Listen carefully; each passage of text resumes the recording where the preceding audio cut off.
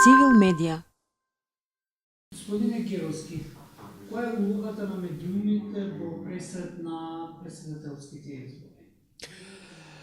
Медиумите треба сериозно да ги покриваат претседателските избори, како што ги покриваат и сите други избори, бидејќи станува збор за политички настани од огромно значење за земјата.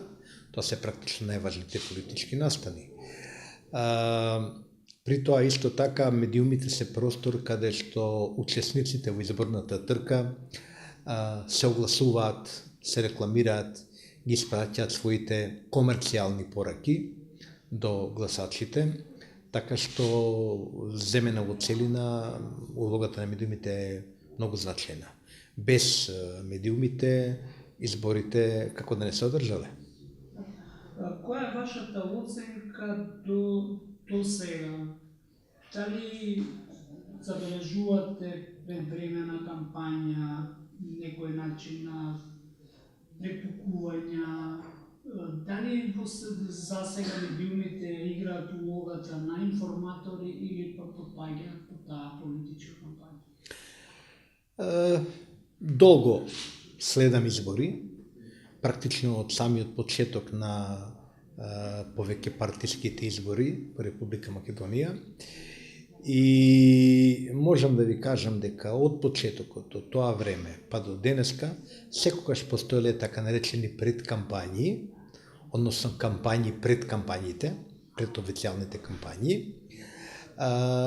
и во процесот на номинација на кандидатите внатре во партиите, од страна на партиите, а и подоцна кога кандидатите веќе ќе бидат номинирани, а почетокот на кампањата, официјалниот почеток, се уште не дошол на ред. Тоа е нормално.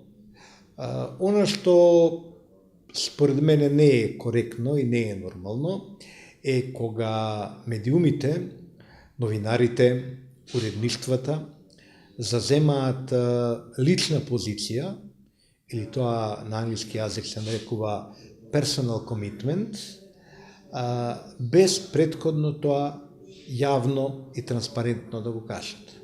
Значи, не е недозволено еден медиум да застане и да речем да, јас сум за Доналд Трамп, или да, јас сум за Хилари Клинтон, да не употребам сега локални личности тука, но тоа е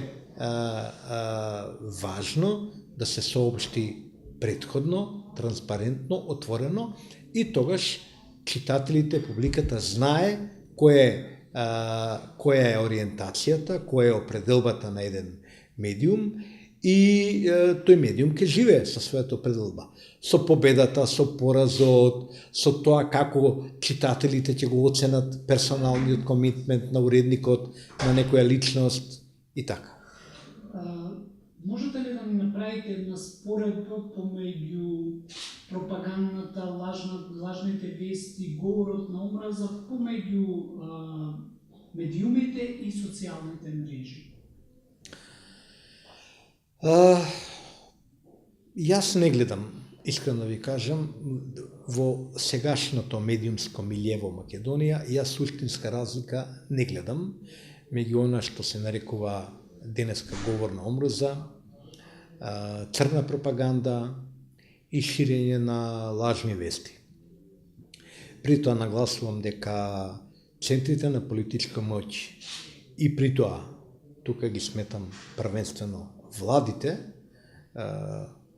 глобално се всушност главни продуценти, производители на лажни вести, иако во исто време те најмногу се жалат дека се напаѓани со лажни вести и така натаму.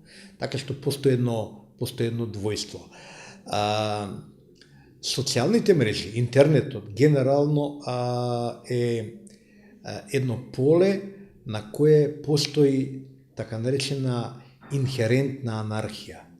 Значи, секој обид да го регулирате, да го ограничите, да го омеѓите интернетот и социјалните мрежи е однапред осуден на неуспех.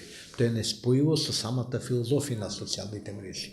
Во таа смисла, тука може на некој начин да се разбере и да се оправда таа анархија на слободниот говор, која во одредени случаи значи и говор на омраза, и лажни вести, и хејтерство, и се што денеска го гледаме на Facebook, на другите социјални мрежи.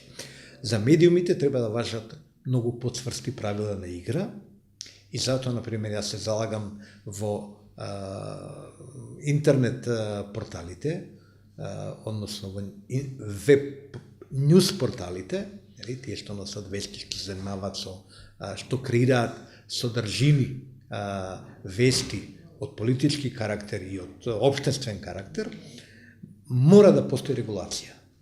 И тоа една малку, би рекол, потврста регулација, барем таква каква што важи за печатените медиуми, за да го намалиме тоа ниво на пауперизација, тоа ниво на спуштање на сите стандарди на новинарскиот занет, на новинарскиот професионализам. Така што тоа што денеска се уште новинарските здруженија, па и владата не ја прифаќаат таа иницијатива, не води до тоа да нема разлика меѓу парамедиумите, така јас ги нарекувам овие и социјалните мрежи.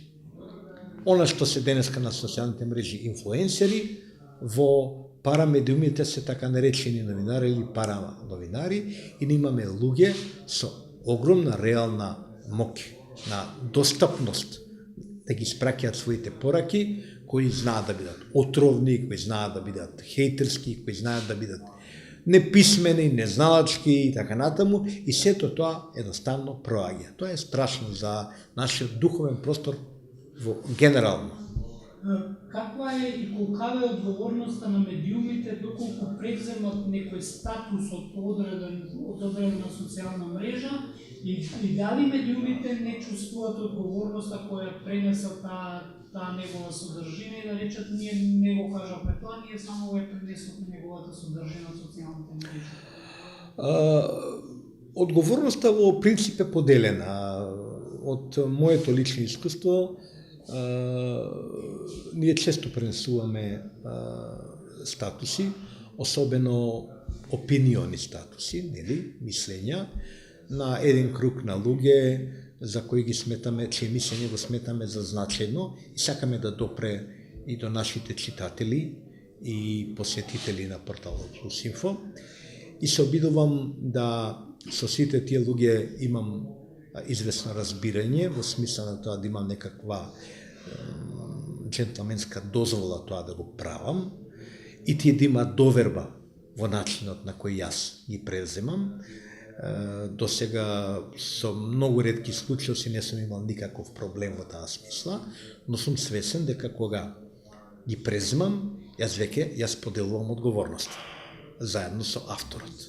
И затоа не објавувам баш се од секого, колку и да е тоа интересно и колку и да тоа можеби ќе донесе читатели, кликови и така натаму.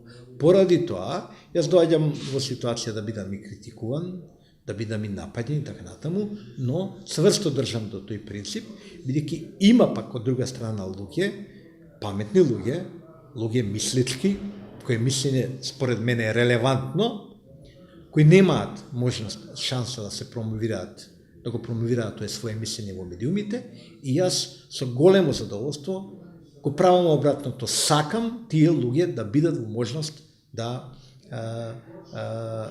им го соопштат тоа што има да соопштат и на моите читатели. Но одговорноста тогаш ја споделуваме заеднички. Цивил медија